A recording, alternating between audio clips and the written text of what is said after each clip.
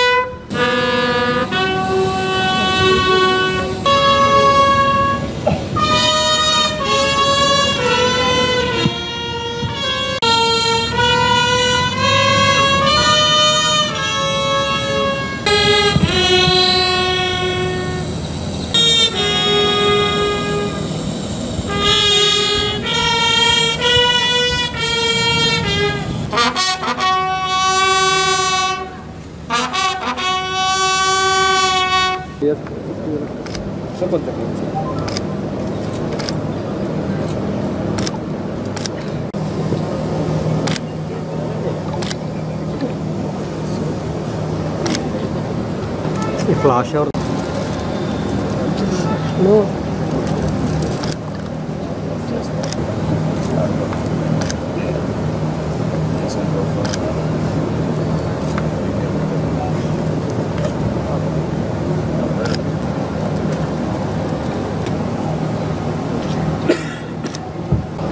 సరే ఇలా చూడండి.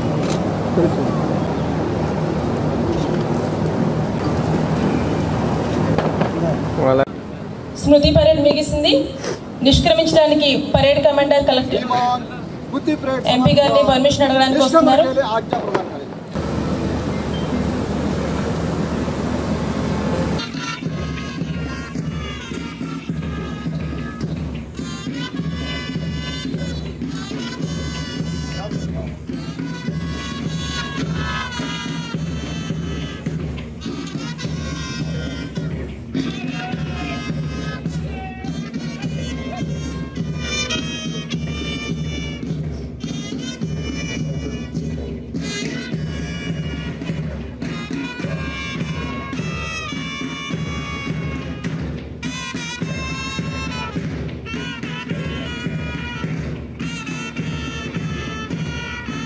నిత్యం దేశ సేవలో ప్రజాసేవలో పనిచేసేటువంటి పోలీసులు ఎవరైతే దేశ రక్షణలో అమరులయ్యారో వారిని వారి కుటుంబాలని స్మరించుకునేటువంటి ఒక చారిత్రాత్మకమైనటువంటి రోజు పోలీసు అమరవీరుల దినోత్సవం అనేటువంటి విషయాన్ని మనంతా కూడా గుర్తుపెట్టుకోవాలి.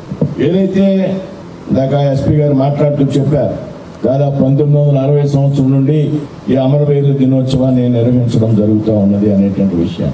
ఏదైతే 1959 అక్టోబర్ 21 నాడు జరిగినటువంటి ఒక సంఘటన ఉన్నదో, ఏదైతే జమ్మూ కాశ్మీర్లో ఉన్నటువంటి లడఖ్ ప్రాంతంలో చైనా సైన్యంతో జరిగినటువంటి అత్యంత భీకర పోరాటంలో 10 మంది సిఆర్పిఎఫ్ జవాన్లు అమరులైనటువంటి సందర్భంలో 1960 అక్టోబర్ 21 నుండి వారి స్మారకంగా ఈ సంస్మరణ దినోత్సవాన్ని నిర్వహించడం జరుగుతుంది. పోలీసులు నిత్యం దేశ రక్షణలో ప్రజల యొక్క ప్రాథమిక హక్కుల రక్షణలో నిమగ్నమై పనిచేస్తారనేటువంటి విషయాన్ని మనం ఈ సందర్భంగా గుర్తు తెచ్చుకోవాల్సినటువంటి అవసరం. దేశ ప్రధాని నరేంద్ర మోడీ గారు ప్రతి దీపావళి పండుగ నాడు దేశ సరిహద్దుల్లోని సైనికులతో జరుపుకుంటారనేటువంటి విషయం మనందరికీ కూడా తెలుసు. నిన్న కూడా ఏదైతే ఐఎన్ఎస్ విక్రాంత్ యుద్ధ వాహన నౌక ఉన్నదో అక్కడికి వెళ్ళి వారితో దీపావళి వేడుకలను నిర్వహించినటువంటి సందర్భం మనం అంతా కూడా గుర్తు తెచ్చుకోవాలి. ఎందుకు ఈ విధంగా చేస్తారు అంటే సైనికుల్లో ఉత్సాహాన్ని నింపడానికి, వారి యొక్క నిబద్ధతను, వారి యొక్క కఠోర పరిశ్రమను కూడా గౌరవించడం కోసం. ఈ విధంగా సైనికుల కుటుంబాలతో మనం కలిసి పనిచేసినప్పుడు వారికి ఒక రకమైనటువంటి నైతిక స్థైర్యాన్ని పెంపొందించాలనేటువంటి ఆలోచనతో ఈ విధంగా దేశ ప్రధాని నరేంద్ర మోడీ గారు చేస్తాం.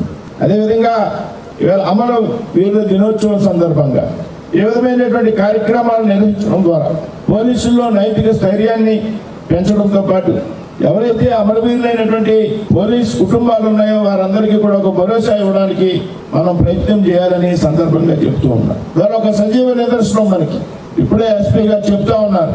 ఈ సంవత్సరం విధి నిర్వహణలో 5 పోలీసులు అమరులయ్యారనేటువంటి విషయాన్ని.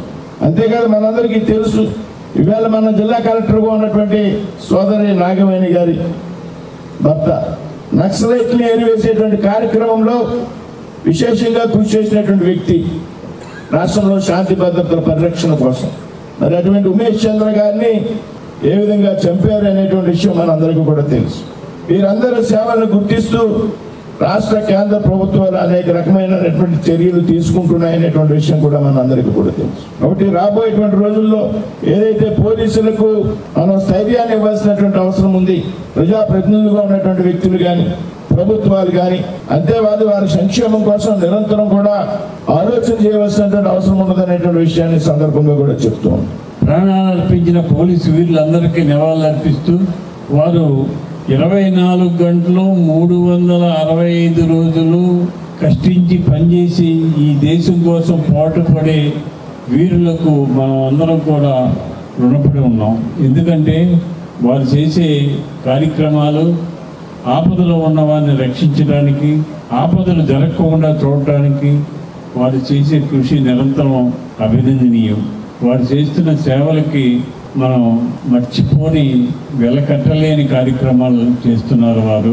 మరి ఈ పోలీసు అమరవీరుల సంవత్సర దినం రోజుని ప్రాణాలు అర్పించిన వీరులందరికీ కూడా గుర్తించుకుంటూ, సంస్మరణ చేసుకుంటూ, వారి కుటుంబాలకి నా ప్రగాఢ సానుభూతిని తెలియజేస్తూ, వారి కుటుంబాలు చక్కగా ఉండాలని, వారికి ఈ దేశం ఎప్పుడు రక్షణగా ఉంటుందని, ఈ ప్రభుత్వం ఎప్పుడు రక్షణగా ఉంటుందని తెలియజేస్తూ నాకు ఈ అవకాశం ఇచ్చిన మీ అందరికీ కూడా నమస్కరిస్తూ సెలవు తీసుకుంటాను. ప్రతి సంవత్సరం 1960 నుంచి 95 నుంచి 59లో గట్టిగా జరుగుతుంది ఒక ఇన్సిడెంట్.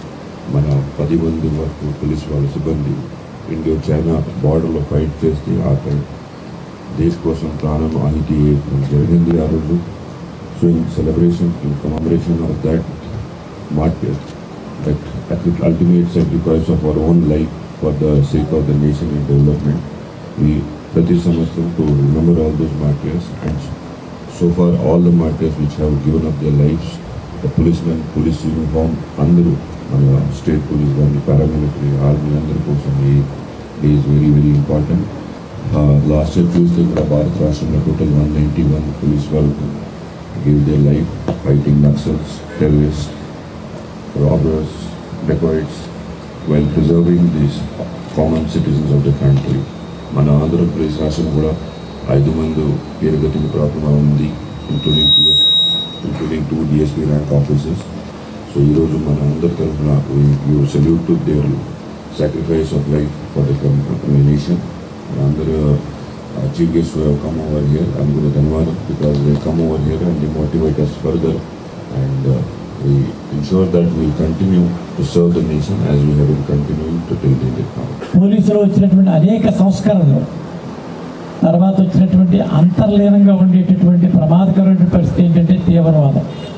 ఈ తీవ్రవాదం ఎంత ప్రమాదకరమైనటువంటి పరిస్థితికి దాపురించిందంటే భారతదేశంలో ఒక పక్క నేపాల్లో ఉన్నటువంటి మావోయిజం నేపాల్ను దాటుకుని పశ్చిమ బెంగాల్ నుంచి ఆంధ్ర ఒరిస్సా బోర్డర్లో ఉన్నటువంటి నక్సలిజాన్ని కలుపుకొని నల్లమలై ఫారెస్ట్ అనేక మంది ఇస్లామిక్ తీవ్రవాద సంస్థలతో చేతులు కలిపి దక్షిణాన ఉన్నటువంటి కర్ణాటకలో ఉన్నటువంటి శాండల్ స్మగ్లింగ్ దాకా ఒక క్యారిడార్ని ఏర్పాటు చేసుకుని భారతదేశాన్ని విచ్ఛిన్నం చేసేటటువంటి శక్తులకు ఇవన్నీ కూడా దోహదపడేటటువంటి పరిస్థితులు అంతర్లీనంగా దీన్ని పొదుముట్టించేటటువంటి ప్రధానమైనటువంటి బాధ్యత, భూమిక పోలీసు వ్యవస్థ భుజస్కంధాలపై ఉందనేటువంటి విషయాన్ని ఈ సందర్భంగా మనం గుర్తు చేసుకోవాలి. తప్పనిసరిగా ఒక కమిట్మెంట్తో రాత్రి పగలన్నటువంటి తేడా లేకుండా, పండుగ దినం మామూలు రోజులకి పండుగలకి తేడా లేకుండా 365 రోజులు 24 గంటలు కూడా ప్రజల గురించి సేవ చేసేటువంటి డిపార్ట్మెంటు మరి అగ్రగామిగా పోలీస్ డిపార్ట్మెంట్ ఎప్పుడు కూడా ఉంటుందనే సందర్భంగా నేను తెలియపరుస్తూ, మరి ముఖ్యంగా మరి ఈ రోజున మన దేశంలో, మన రాష్ట్రంలో, మన జిల్లాలో మరి ఎంతోమంది గడిచటి కాలం నుంచి ఈనాటి వరకు కూడా ఎంతోమంది వారి యొక్క అమూల్యమైనటువంటి ప్రాణాలని అర్పించి మనందరికీ రక్షణ కల్పించినటువంటి అమరవీరులందరికీ కూడా నా తరపున మరి ప్రగాఢమైనటువంటి సానుభూతి తెలియపరుస్తూ, ముఖ్యంగా పోలీసులు వారి విధి నిర్వహణలో ఈరోజు యువత చెడు మార్గాలకు వెళ్లకుండా కానీ, యువత భవిష్యత్తును కానీ నిర్ణయించేదే పోలీస్ వ్యవస్థ. గ్రౌండ్ రియాలిటీ ఈరోజు గ్రామ స్థాయి నుంచి ఎక్కడి వరకైనా మన రాష్ట్రంలో ఏ నలుమూల ఏ విధమైన యువత బాగుండాలంటే పోలీస్ వ్యవస్థ వారి యొక్క బలోపేతంగా ఉండాలి. అటువంటి వ్యవస్థ ప్రభుత్వాలు కూడా ఇంకా బలోపేతం చేయాలి. వారికి కావాల్సినటువంటి ఫెసిలిటీస్ కూడా పెంచుతూ రాబోయే రోజుల్లో వారి కుటుంబానికి కూడా ప్రభుత్వం అండ ఉండి ఇంకా ముందర తీసుకురాలని చెప్పి కోరుకుంటూ ఈ అవకాశం ఇచ్చినటువంటి ఎస్పీ గారికి కానీ అదేవిధంగా పెద్దలందరికీ కూడా హృదయపూర్వక నమస్కారాలు, ధన్యవాదాలు తీసుకుంటూ సెలవు తీసుకుంటాం. ప్రాణాలు అర్పించి ఒక సుప్రీం సాక్రిఫైస్ లాంటిది ప్రాణాలు అర్పించడం. ఎలాంటి సిచ్యువేషన్ అయినా ఎదుర్కొని సొసైటీలో లా అండ్ ఆర్డర్ని, పబ్లిక్ సేఫ్టీని ఇన్షూర్ చేసేదే పోలీస్ డిపార్ట్మెంట్. అలాంటి లైన్ ఆఫ్ డ్యూటీలో ప్రాణాలు అర్పించిన అందరికీ కూడా ఈరోజు మనం నివాళులు అర్పిస్తున్నాం. సో ఈ సందర్భంగా నాకు గుర్తొచ్చేది ఏంటంటే, పోలీస్ అంటే పోలీస్లో ఉండాల్సిన క్వాలిటీస్ అన్ని రకాల క్వాలిటీస్ ఉంటాయి. పోలీస్ అంటే జస్ట్ యూనిఫామ్ అనేది గుర్తొస్తుంది, కానీ పోలీస్ అంటే ఒక లాయర్, బికాస్ చట్టం మీద అవగాహన ఉండాలి. పోలీస్ అంటే ఒక డాక్టర్, కష్ట సమయంలో దగ్గరుండి ప్రాణాలు కూడా కాపాడే లక్షణాలు. పోలీస్ అంటే ఒక టీచర్, సొసైటీలో అవగాహన క్రియేట్ చేయాల్సిన బాధ్యత. ప్రతి సమస్య ఏదైనా సరే, డ్రగ్ అయినా సరే, డ్రగ్ అబ్యూస్ అయినా సరే, సేఫ్టీ రోడ్ సేఫ్టీ అయినా సరే, ప్రతి అంశంలో సమాజంలో పౌరులందరికీ కూడా అవగాహన కల్పించే డ్యూటీ కూడా పోలీస్. ఆంధ్రప్రదేశ్ మన రాష్ట్రం నుండి deputy superintendent of police M Chakradhar Rao, DSP J Shanta Rao, sub inspector M Ashok, constable yes బెల్సన్ Jeevan, constable MR Koteswararao. Arunachal Pradesh constable తుఫాన్ సెరింగా, Assam probationary sub inspector Archanadevi, lance Naik Himan Sahariya. Bihar sub inspector Pritam Rajak, assistant sub inspector Rajiv Ranjan mall, assistant sub inspector Jitendra Kumar Singh, havildar Mithilesh Kumar.